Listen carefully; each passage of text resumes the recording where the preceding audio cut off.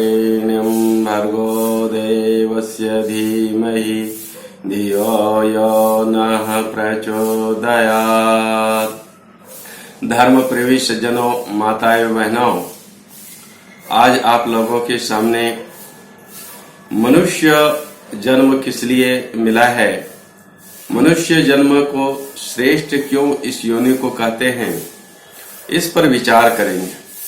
क्योंकि मनुष्य योनि दुनिया में सभी योनियों में से श्रेष्ठ है। और श्रेष्ठ क्यों है? क्योंकि इस योनि में आकर के मनुष्य विचारशील बनता है और मनुष्य के अंदर ही विचारशीलता है, सोच विचार करके काम करता है। और मनुष्य योनि जो है यह भोग योनि और कर्म योनि दोनों योनियां हैं। बाकी दुनिया भर की जितनी योनियां हैं ये सारे के सारे भोग योनि हैं, जो किए हुए कर्मों का फल भोगते हैं। लेकिन मनुष्य जो है किए हुए कर्म का फल भोगते हुए अगले जीवन के लिए, भविष्य के लिए अच्छा कर्म करते हुए जीवन जीते हैं और अच्छा आगे जन्म मिले, अच्छा कर्मों का फल मिले, इसलिए वो कर्म भी करने में स्वतंत्र परमपिता परमात्मा ने दिया है। इसको खाने पीने और मौज मस्ती के लिए नहीं दिया है परमपिता परमात्मा ने।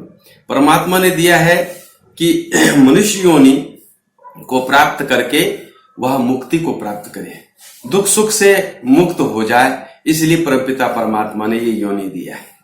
अगर इस योनि को प्राप्त करके भी हम जीवन से या सुख दुख से मुक्त ना हो पाए तो ये हमारा जीवन बेकार है।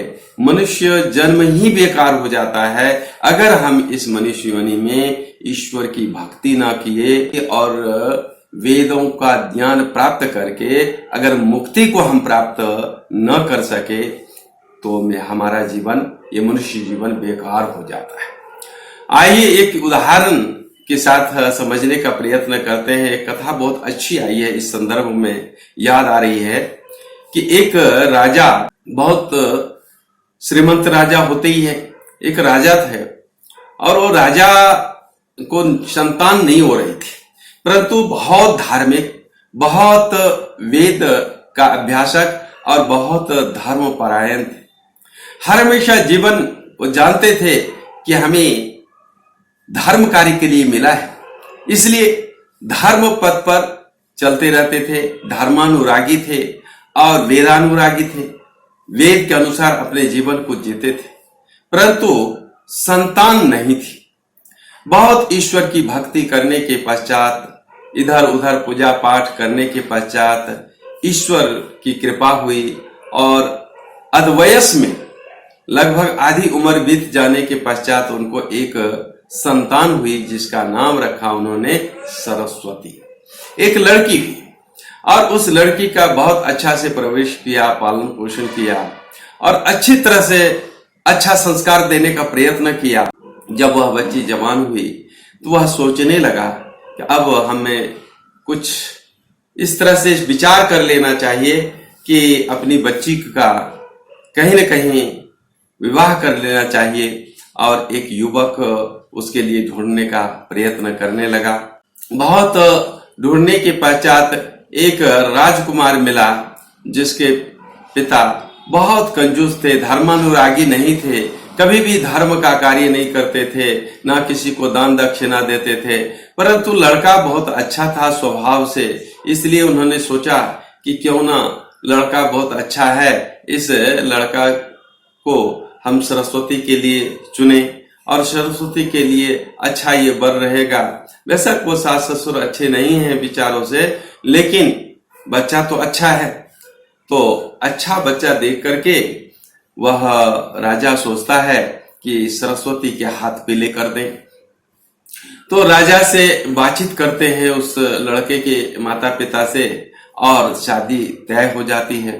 और शादी तय हो जाने के बाद उन्होंने उस राजकुमार से शादी अपनी बच्ची की कर दी। जब सरस्वती की शादी कर दी तो सरस्वती अब उस राजा की बहू बन गई, राजकुमार के साथ अपने ससुराल को चली गई।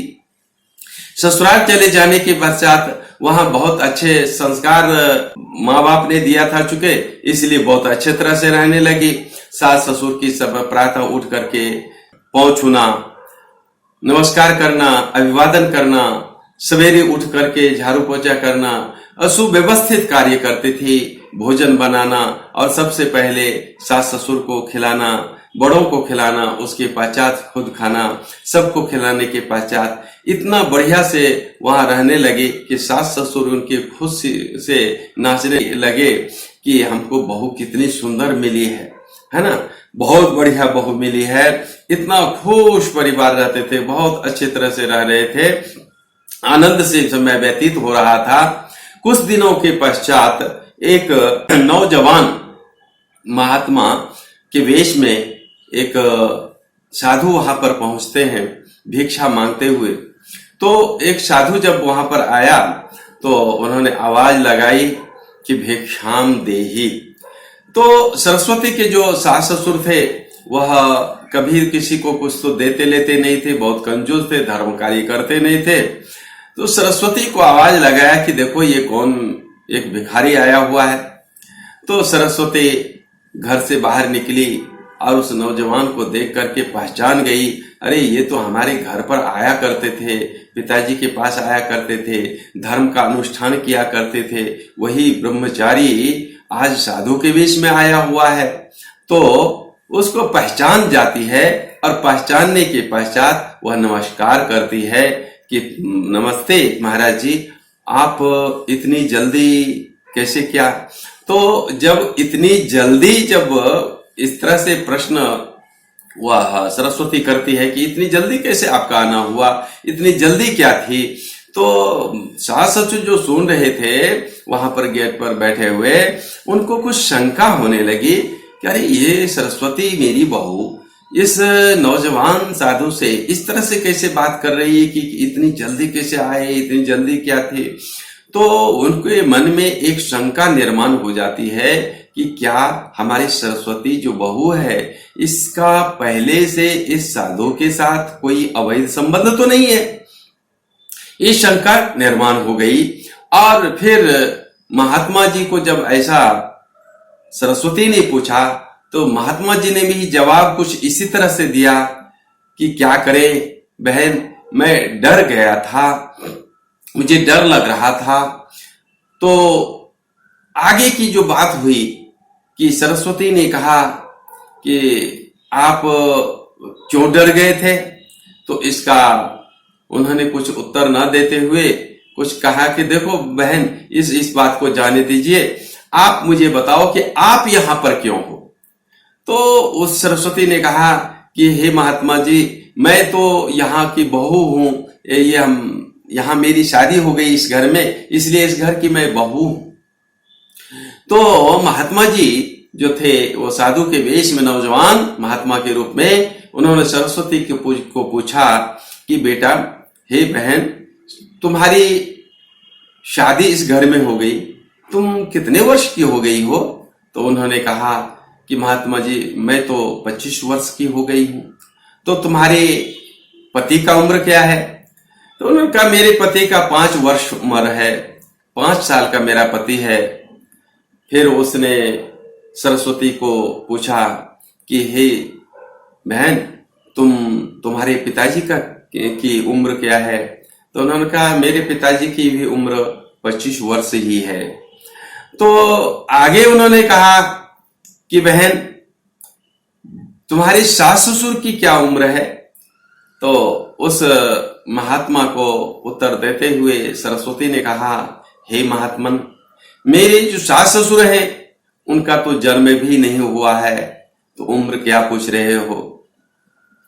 तो इस ढंग से जवाब देने के पश्चात सास ससुर के मन में जो वहां पर बैठे हुए थे, दरवाजे पर थे, वह शंका घर कर गई और वह निश्चित इस निष्कर्ष पर पहुंच गए दोनों कि निश्चित ही मेरी जो सरस्वती बहू है, इस बहू का इस नौजवान साधु से अवैध संबंध रहा है, इसलिए ये उटपटांग बातें दोनों में हो रही है। वो सुन रहे थे।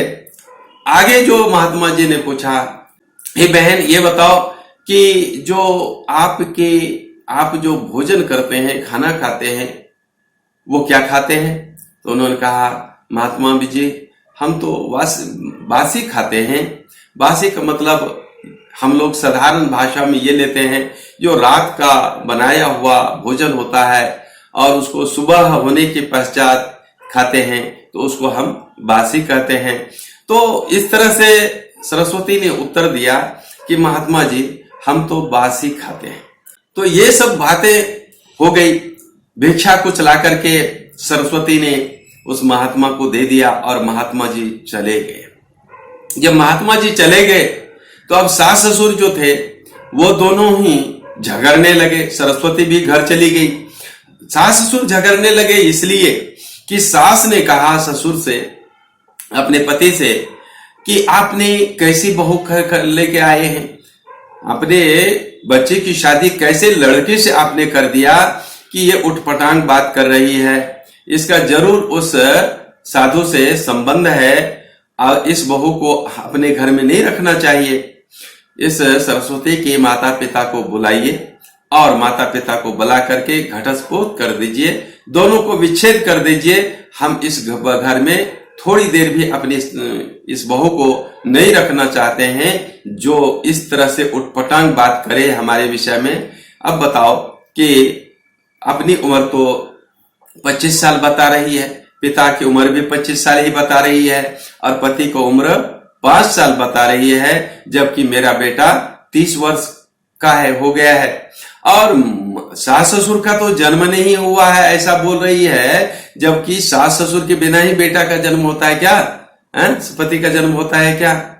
तो इस तरह से दोनों ही पति पत्नी में झगड़ा होता है और दोनों ही इस निष्कर्ष पर पहुंचते हैं कि सरस्वती के माता पिता को बुलाया जाए, गांव के सरपंच वगैरह को बुलाया जाए, पंचायती की जाए और पंचायती में इसको जो सरस्वती है इसको वापस कर दिया जाए, घटस्फोट कर दिया जाए, शादी को तोड़ दिया जाए, रिश्ता को समाप्त कर दिया जाए। इस निष्कर्ष पर ये दोनों पहुंचे और सरस्वती के पिताजी को खबर दिया, उनको संदेश पहुंचाया, आप जल्दी से आ जाइए और मैं ये नहीं चाहता कि ये रिश्ता कायम रहे, अपनी सरस्वती को रिश्ता तोड़ करके ले जाइए, हम आपकी बेटी को यहाँ थोड़ी देर भी रखना नहीं चाहते हैं। अब वह सरस्वती के पिताजी भागे भागे आए, सोचा कि अरे मैंने तो अपनी बेटी को बहुत बढ़िया संस्कार दिया था, बचपन से अच्छे ढंग से उनको परवरिश किया है, तो मेरी बेटी में तो कोई इस तरह का अवगुण नहीं है जो ससुराल को बसाने के योग्य ना हो, लेकिन फिर भी कुछ हुआ है तो जाना ही पड़ेगा। दौड़ते हुए आते हैं और आकर के जब देखते हैं तो यहाँ पर भी क्या किया इन्होंने, इनकी सरस्वती के सास ससुर ने पंच को बुलाया। पंच को बुलाने के बाद सबके बीच में सरस्वती को पिताजी को बताया कि देखो आपकी बेटी बदचलन है, अच्छी नहीं है, इसलिए इनको आप अपने घर ले जाओ और ये शादी के रिश्ते को तोड़ दीजिए। उस समय जब तोड़ने की नौबत आई तो उन्होंने कहा, हे समधी, आप ऐसा मत कीजिए, मैंने अपनी बेटी को बहुत बढ़िया संस्कार देने का प्रयत्न किया है और ऐसा संस्कार देने का प्रयत्न किया है कि वह जहां जाएगी वहीं पर उस घर को वह स्वर्ग बनाएगी, ऐसा मैंने संस्कार दिया है। उसको ऐसा कुछ संस्कार नहीं दिया है जिससे कि घर के अंदर किसी प्रकार का क्लेश हो या बदनामी हो। वो तो सास ससुर और पति के कुल और कुल की मर्यादाओं की रक्षण करने वाली है और मर्यादा में रहने वाली है। आपने क्या ऐसी चीज देख ली कि हमारी सरस्वती को के विषय में ऐसे आप उठपटांग बोल रहे हैं? उन्होंने कहा सरस्वती को बुलाया जाए और सरस्वती को बुला करके सभी पंच में ये प्रश्न रखा गया है कि ये जो इनको पूछिए कि इन्होंने साधु के साथ किस तरह से वार्तालाप किया है। तो सरस्वती ने कहा कि मैंने जो भी वार्तालाप किया है वह अपने ससुर सास के सामने किया है, कोई मैं गलत नहीं किया हूं और जो किया हूं वो सही किया हूं, जो कुछ बोला हूं वो सही बोला हूं। तो उस समय ससुर ने कहा कि देखो आपकी बेटी सरस्वती ये बदचलन नहीं है, तो ये ऐसे कैसे उनको प्रश्न पूछा कि आप इतनी जल्दी क्यों आए, क्या इतनी जल्दी थी? तो इसका जवाब क्या हो सकता है? तो इस तरह से एक एक प्रश्न का जवाब वह किस ढंग से पंच के सामने में सरस्वती देती है, इस विषय को आप लोगों के सामने में रखने का मैं प्रयत्न करता हूं। समय मर्यादित है। अगले जो व्याख्यान होगा, आगे जो मैं इस प्रश्नों का जवाब देने वाला हूं कि सरस्वती ने इन सभी प्रश्नों का जवाब क्या दिया। तो अगले हमारा भाग आएगा इस व्याख्यान का, उस व्याख्यान का इंतजार कीजिए अगले भाग का। मैं इन्हीं शब्दों के साथ आज के इस विचार को मैं विराम देता हूं कि मनुष्य जन्म किस लिए मिला है, ये मेरा विषय है। इस विषय को लेकर के मैं चला हूं। तो सरस्वती के उत्तर जो हैं, वहां पर सज्जनों बहुत गजब के उत्तर दिए हैं उस पंच को। तो पंच को जो उत्तर दिया है मैं अगले भाग में बताऊंगा। इन्हीं शब्दों के साथ मैं अपने विचार को आज विराम देता हूं। ओम सब।